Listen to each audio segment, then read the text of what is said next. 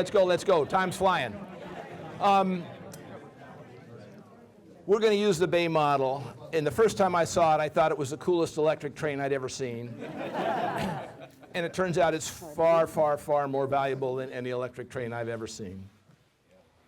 I'm not an electric train expert either.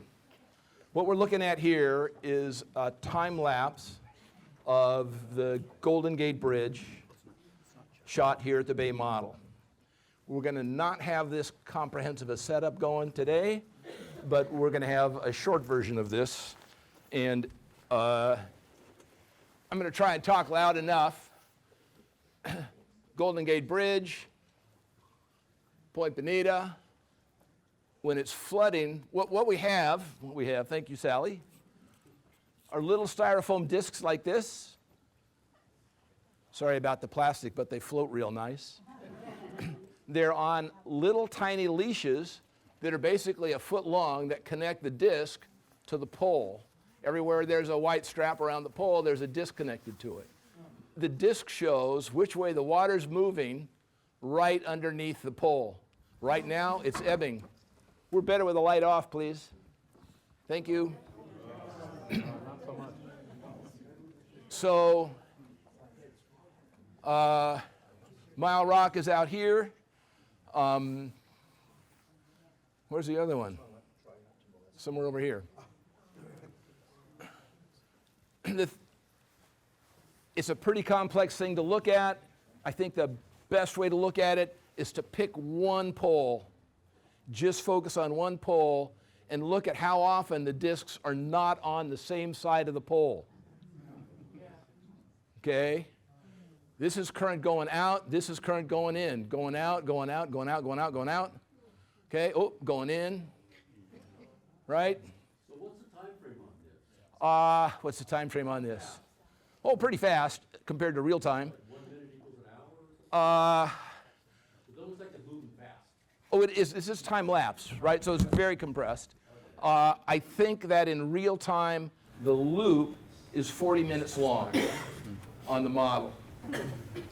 Well, I don't know whether it's over there or not. But, Oh, yeah. and on the model, 14 minutes and 50 seconds, I believe, is one lunar day. A lunar day is 2 highs and 2 lows. Okay? So the bay's got scaling all over the place. Okay, so we're going to have to move past this because interesting, well, I'll spend a moment over here.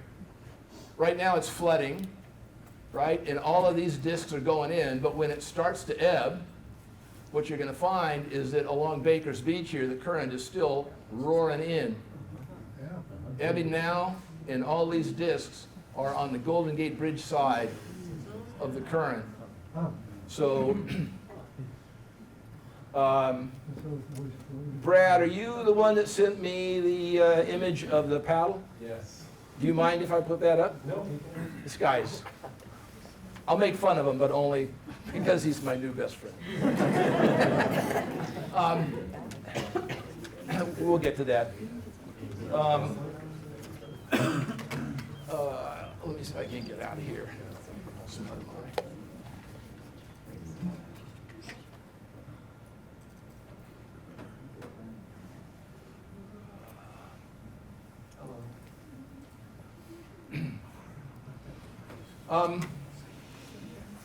We're going to do something, aren't we, that I've wanted to do for a long time.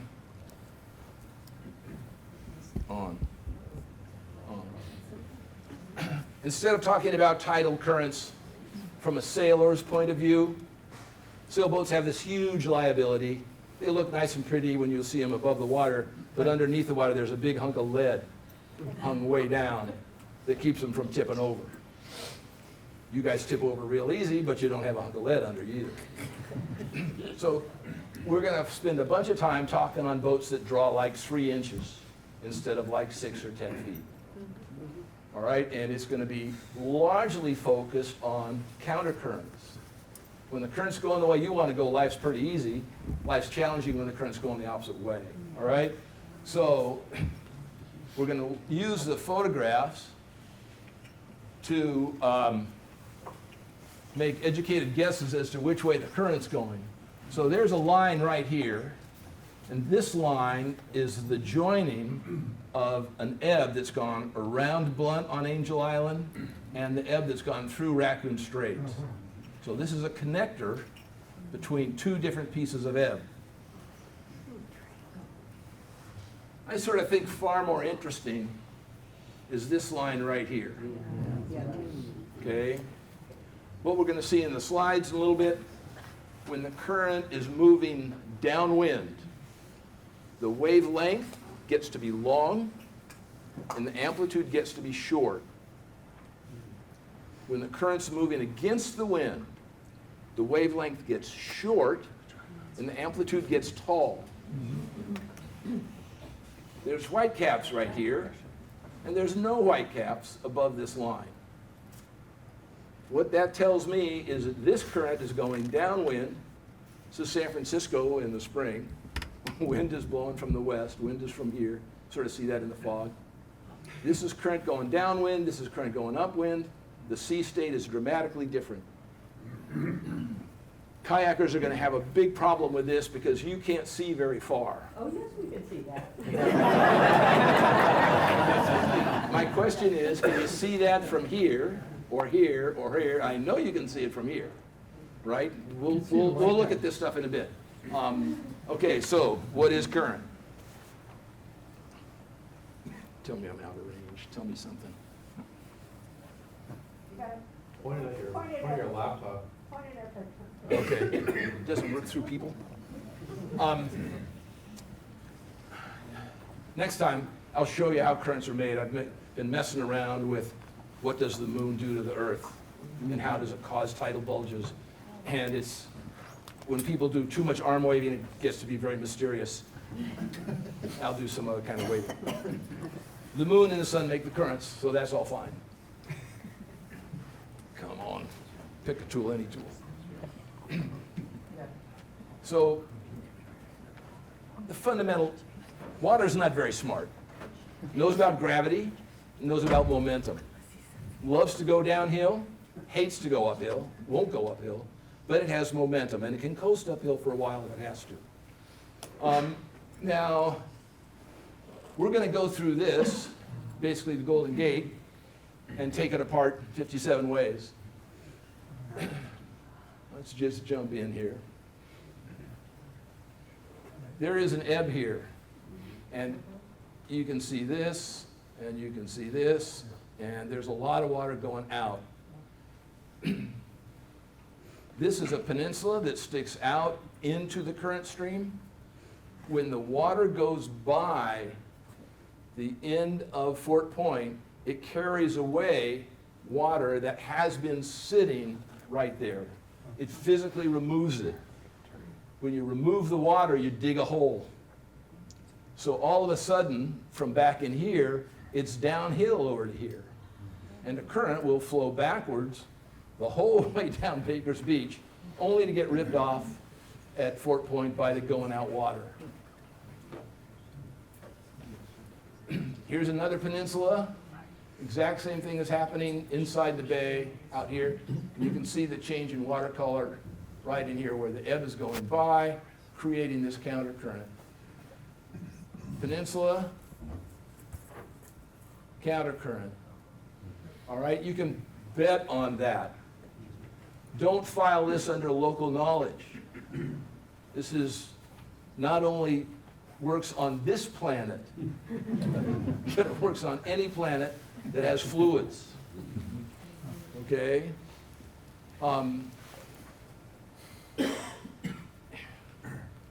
So the issue that sailboats have to deal with is how close can you go in here and not have to go to the boatyard next, or over in here, right? But kayakers can go aggressively close to these things, and if you're by yourself, you might use a little more latitude, and if you've got somebody there to laugh at you when you wash up on the rocks and wash back in, go closer. We do that on purpose. Yeah, exactly. Exactly.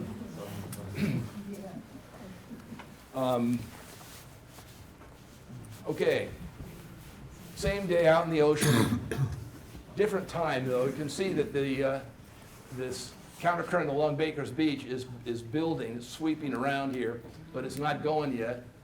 This is the front edge of the ebb pushing out into the ocean.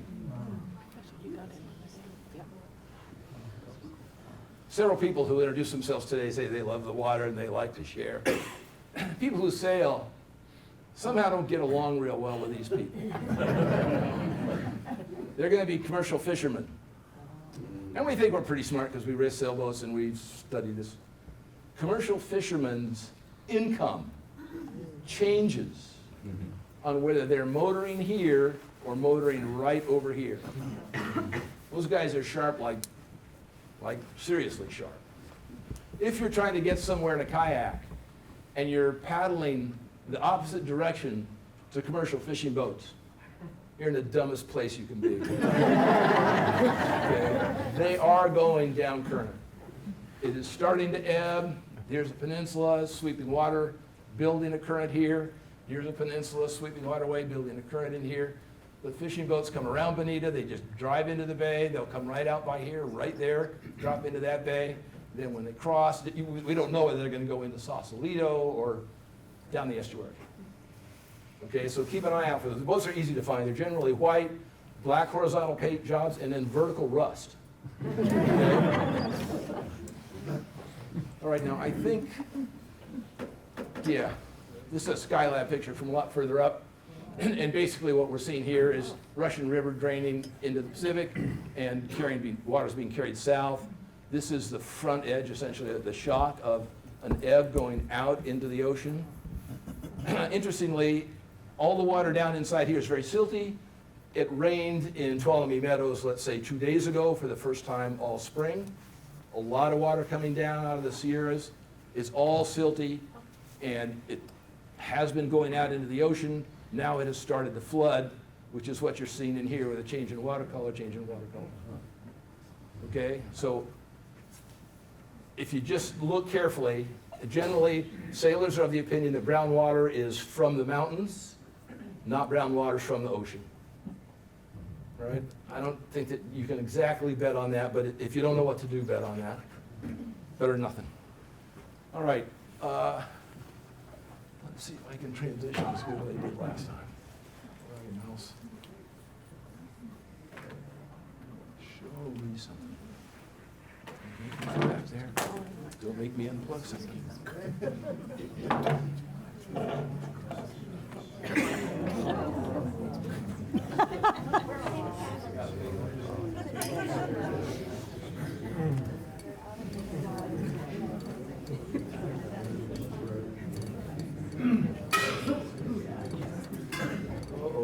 We are seeing something. Where the penguins come from?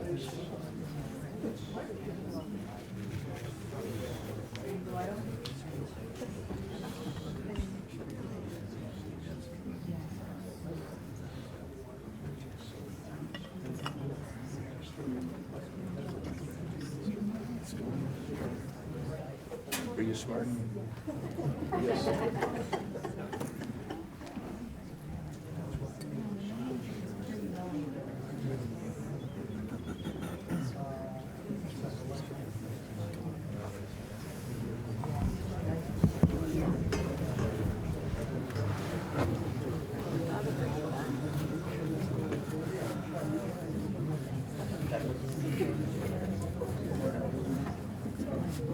Falling mouse brought the penguin. All right. What was the solution? Yeah.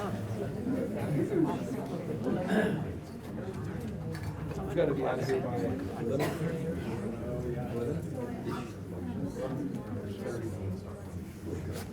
All right, gonna go fast here, real fast. These slides are from reconnaissance aircraft, generally from the U-2.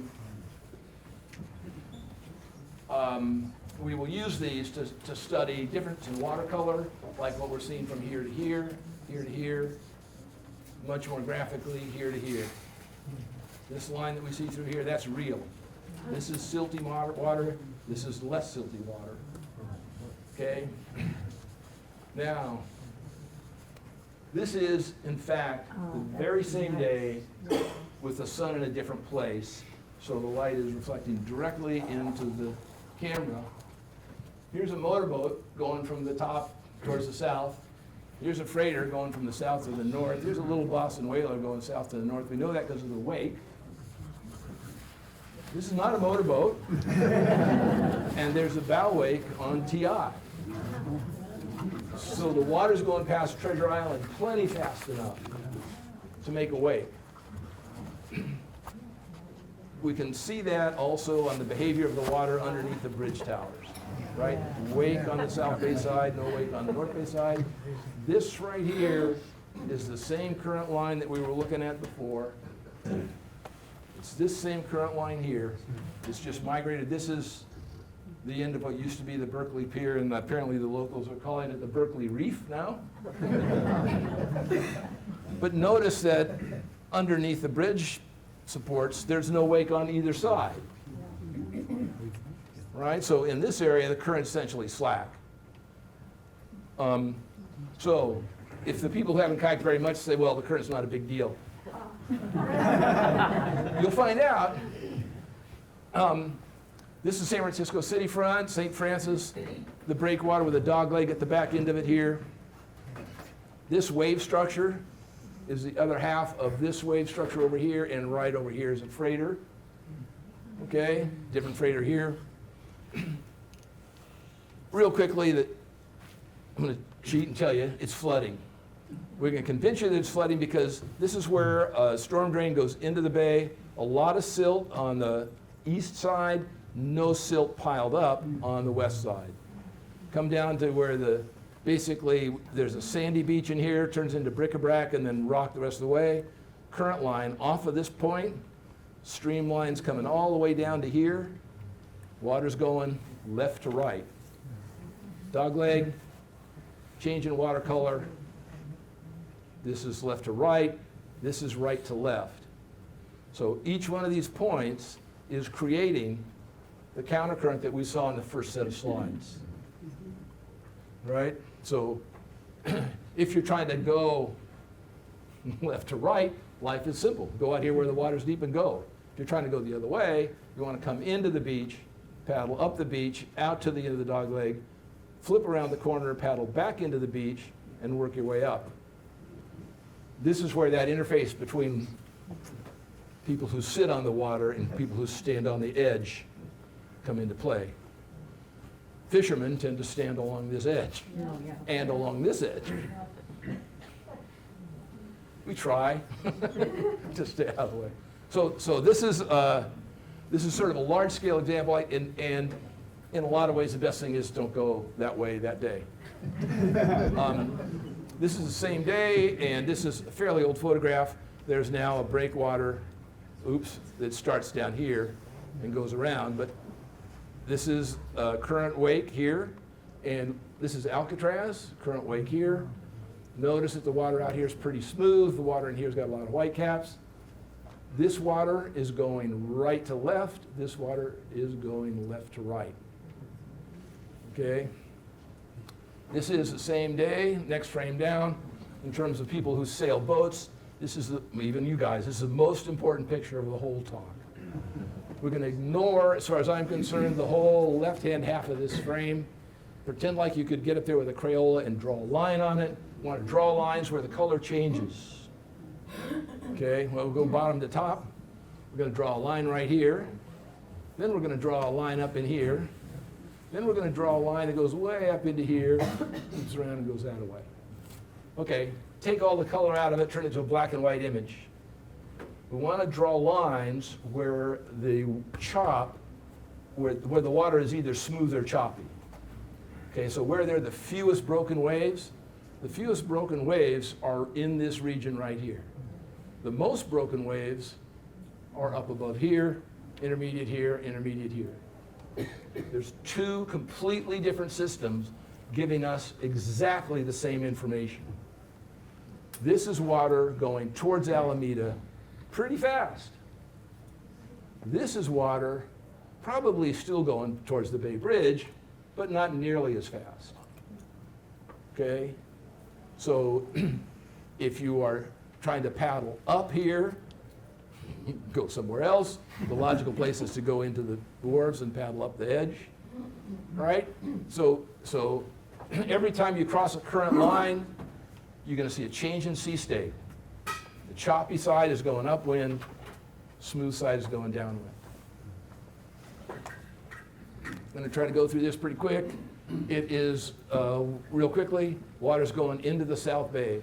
Sand and silt swept off, past the bridge supports going to the South Bay. We're going to take close-up photographs of this and of this.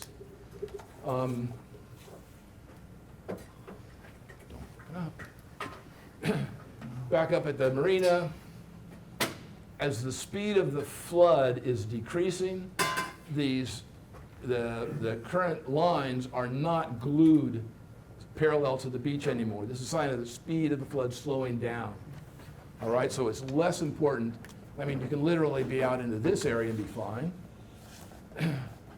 Down here at Aquatic Park, there's a line going through here, and everything above that line is the same color. Everything below that line, interesting stuff going on there. At the end of many of the piers, there's a pile of silty water sitting here sort of sloshing around.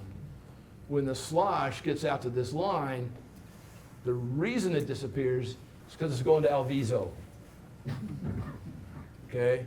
This is current that is the old flood going into the South Bay.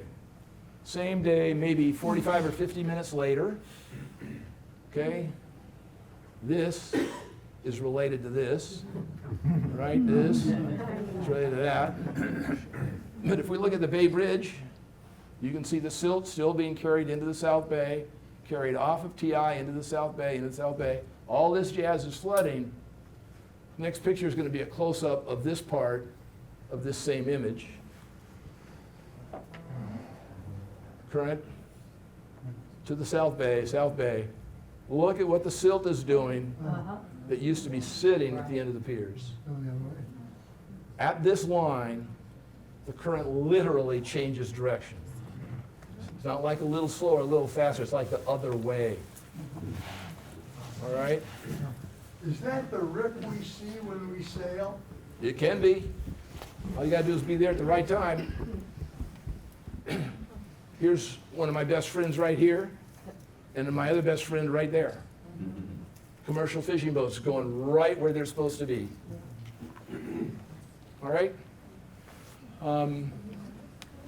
We have already spent a bunch of time on this, so we don't need to do that. Same. Maybe we'll spend just a moment here. If we go through Raccoon Straits, this is a very sharp peninsula. There's great current relief in behind here. You can go right into the rocks, come right out. Getting to here is easy as pie. Now, where are you going?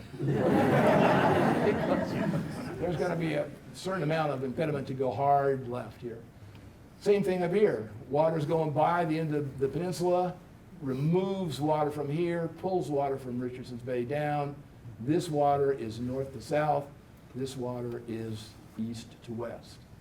And in the circulation in this bay, water's going this way, this water circulates that way. Right? So if you were leaving Sausalito, you could paddle across the bay, ride the current down to here. You'd have to fight to get around the corner. As soon as you get around the corner, you start paddling straight to the north, get up in the bay, and you'll have favorable current around to here. Every one of these bays, it'll be favorable. Same thing here. Current goes by. You'll find the current along this edge generally is rolling up the beach this way and carried off. Right? We've seen this current line before. All right? A question from an inexperienced point of view. How discernible is the choppy water from the calm water when you're at the level of a paddler? And also when you're looking at the white caps and you're going the way they are traveling as well, do they look completely different from when you're facing them? They're friendly when you're going the same way you're going, right? And they're not friendly when you're trying to go the other way. They're basically, there'll be steeper waves when you're in adverse current. Paddling this way, these waves are going to be steeper. But if you're paddling this way, surf them. I don't know, make them your best friend for a while. If you know how to surf them, they're your best. Yeah, yeah. And I'm not sure how easy it is to, I mean, if you're here, can you see this? I don't know. Yeah. Some people in the room, I think, says you can. Yeah. Okay. I mean, If you're paddling here, I guess you're just crazy. No, you can't. But from near there, you can see it. Yeah. Okay. From the boat, from a kayak. But getting to it is a little different. Well, if you're trying to go, well, let's say we're trying to paddle around the island, leaving the island to our left. So we'd be paddling down this thing, which is all fine and dandy. We'd get to the corner, we'd go, well, you got a great word for it. It's not rock hopping, it's gardening, rock rock gardening. Right through all of this jazz. Stay as close in here as you possibly can. It's going to be adverse current here for sure, but I don't know it's going to be all that terrible. But by the time you get up into here, I think it's not bad at all. This is not much of a peninsula, but look at the current relief that's available on the inside of that thing. Yeah. Where is that point? What is that feature? Quarry. Quarry point? This is Point Blunt. You can tell by how blunt it is. And you can see that the strong current goes a ways outside Blunt. Oh yeah, very strong outside here. And so do the tankers. And there's going to be strong current right here.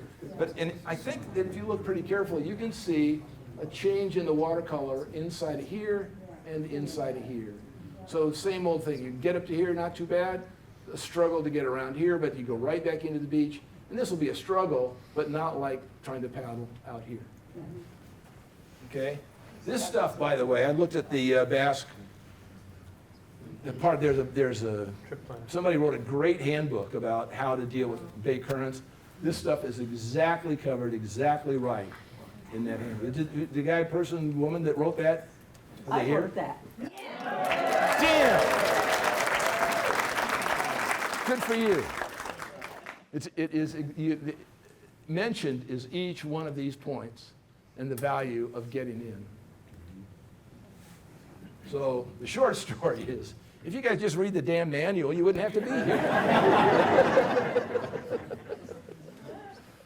Okay, this is on that one image we saw earlier. There was a lot of runoff from the Sierras. That is what we're looking at here. It has been ebbing. Notice that there's lots of white cap here. This is water that has been going out.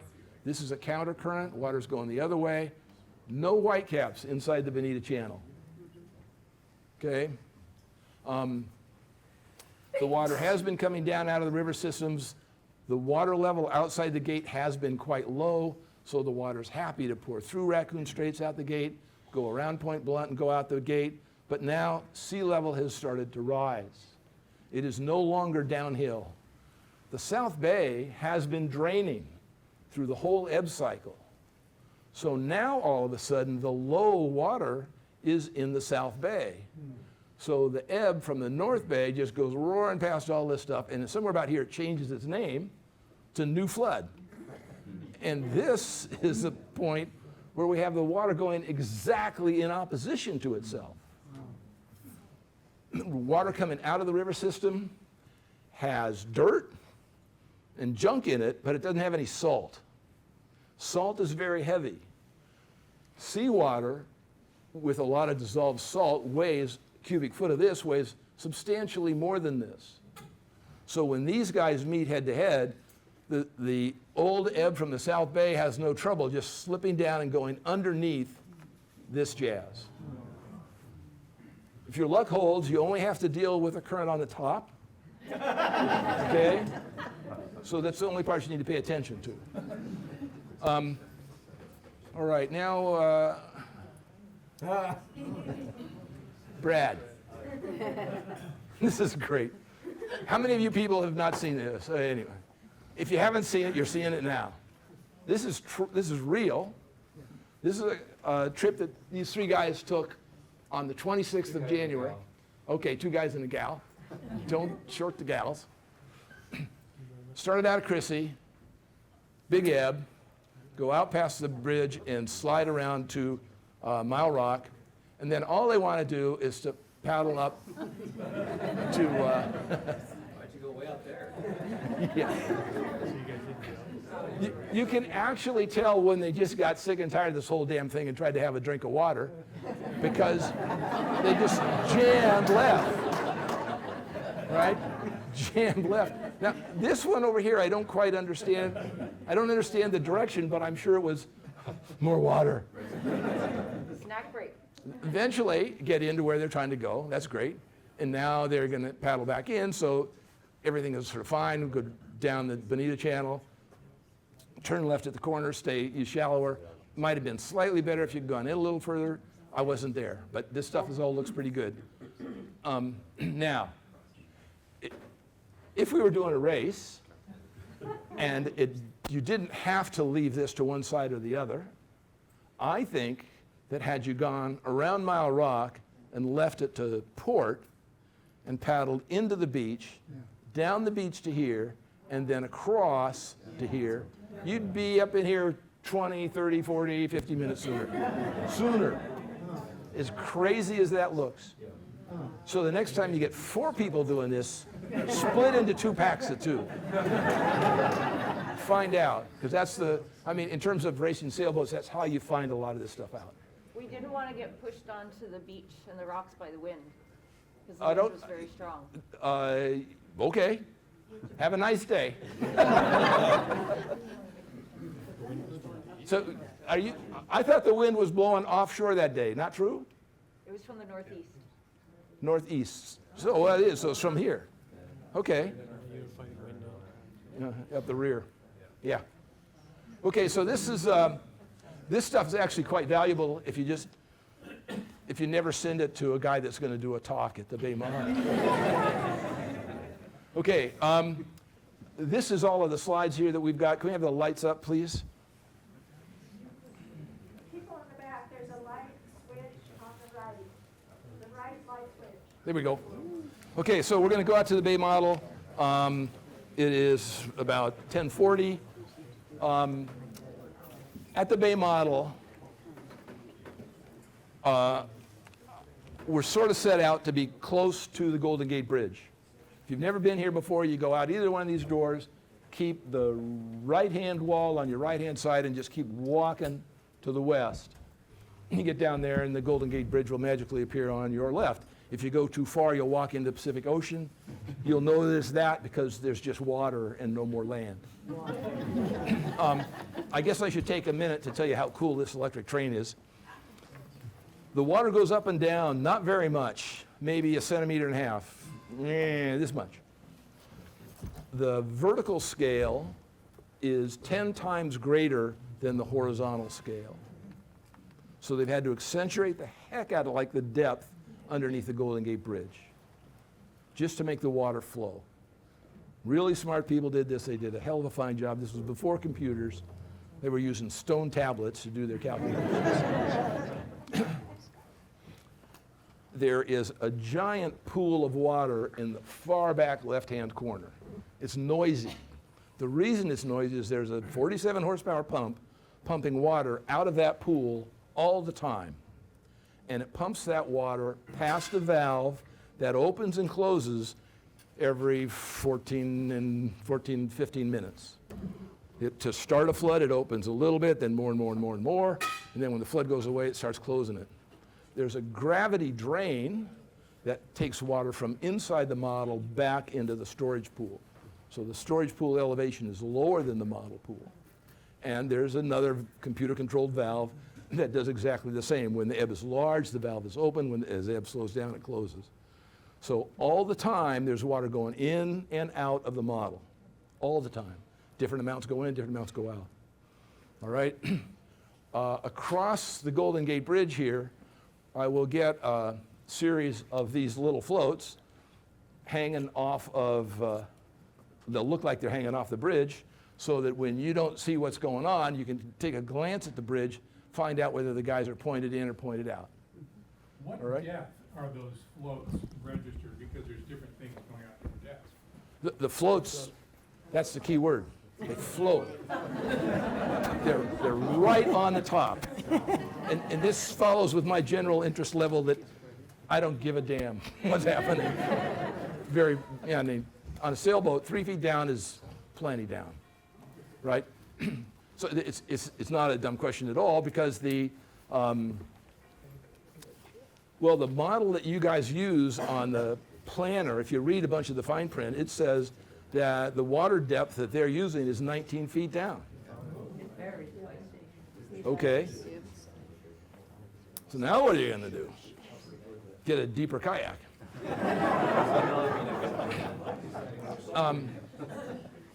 Yeah. 2 questions. Is the model salt or fresh water, and why did they build it? Why did they? I'll answer the first question first. It's fresh.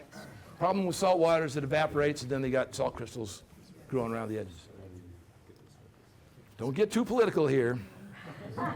There was a time when our government had funds available to study things. And it turns out that studying the current in the bay is important. There was several plans to dam it at the Brothers, because Donald Trump knows to do a land. You build hotels on it. There's other things you can do with it. It was built to study currents and changes in bathymetry and what happens if you do X. That's why it was built. In about 2000, as I read last night at 11:30, getting ready for this talk, about 2000, the digital models seemed to be performing at least as well as the analog model. So this thing became an entertainment center like it is now, rather than a science center.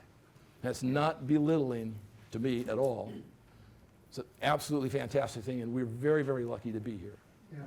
Very lucky to be here. Yeah. Is it based on an average tidal exchange, or can the computers fluctuate it to? Also a great question. The control software for the valving was updated maybe once since 1950-ish. And it keeps crashing, and there's only one guy that knows how to fix it. And he fixed it in 1950. And so they have it running now, but they used to run high, high, high, low, low, high, low, low, high, high. I mean, sort of a real tide. Right now, it's just doing sinusoidal stuff. High to low, to high to low. Amplitude's the same. I am perfectly comfortable with that, because it's hard to pay attention for a whole 15 minutes to see the difference between the transition from the high high to the high low right? So just you can walk away with so much information, and you walk away, I think, with less if the model's more complex. How do you get information? Speaking of being lucky, we are very fortunate in that the management here has said, sure, you can put pepper on the model. I have, 4 or 5 of these, and they will just be distributed. You should go to somewhere that you care about, and suppose that's Yellow Bluff, so on the model you want to get over to here, and you just turn this upside down, and you grind a little bit of pepper or more into your hand, and you just sprinkle it on the water. And what happens is the pepper floats high enough that it actually makes a meniscus under the pepper. So you can watch where your pepper things go. Okay? Who figured that out? The Bay model has been incredibly gracious. I once figured that we had to demonstrate the chop issue. Like when the wind's against the current, there's big waves. So I said, hey, could I bring some fans in and some 2x8s and span out by Mile Rock? And sure, sounds great. So we brought this thing in and we set up, 4 or 5 fans blowing towards Berkeley. It didn't work as planned. It turns out the scale of this model, when it was flooding, there were huge combers bashing up on the beach in Berkeley. And when it was ebbing, it was a mill pond. Oh, no. Right? It showed exactly what I didn't want to show. So we never put the fans up again. I think it has to do with the duration of the fetch. How long is the wind blowing over the water? And that one thing, it would have been fun if it worked, but it didn't work. Okay, any more quick questions? Because there's going to be a bunch more questions out there. Yeah, So there's copper strips in the Yeah. Can you Good. explain briefly what those yeah. are? It's very hard to scale how water behaves. I mean, its physical properties stay the same even if it's used in a little tiny model compared to the real bay. Then what those copper strips do is they provide extra drag to slow down the speed of the water. And those things were basically done in an analog fashion by measuring the speed, coming in, trying copper, going out, look, and you grow the field that you've got now. So they're just an analog thing to make the model work more accurately. Yes, You ever do this for sailors? never. All the time. Really? All the Where and time. when? Right now it's not scheduled, but it's completely different talk. Yeah. Completely different talk. Yeah, exactly. Yeah. Go. So am I correct that along what you call the Bonita Channel, along the coast northwest of Point Bonita, it's basically, the water's always moving? I'd say, I want to say like 10 or 11 hours out of 12, Yeah.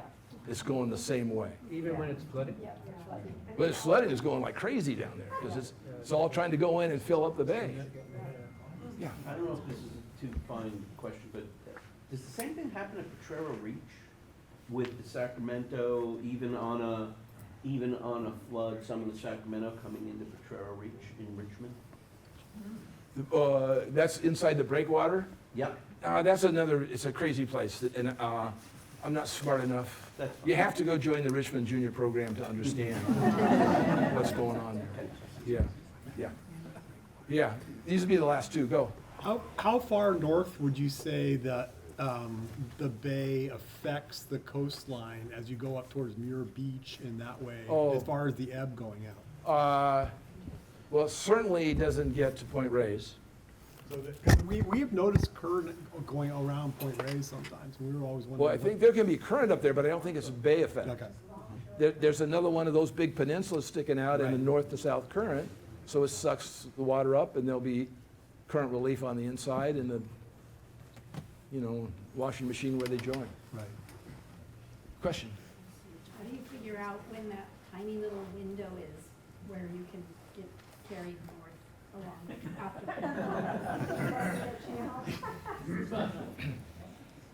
Take a lot of coffee, some tuna fish sandwiches, and go spend 12 hours out here. It's going to be at the transition at I'm going to say at the end of an ebb, I think, when everything is sort of slowing down. I'm making this up, first of all, I know it's going to be at a tide change. Okay, it's either going to be at the end of the ebb or at the end of the flood, right? And it is not very durable. It's very, very quick. And another thing that sort of points to, exactly when, sir, does the current go up this beach instead of down that beach? Yeah, dump your pepper there. Yeah. Go. You can walk right out to here.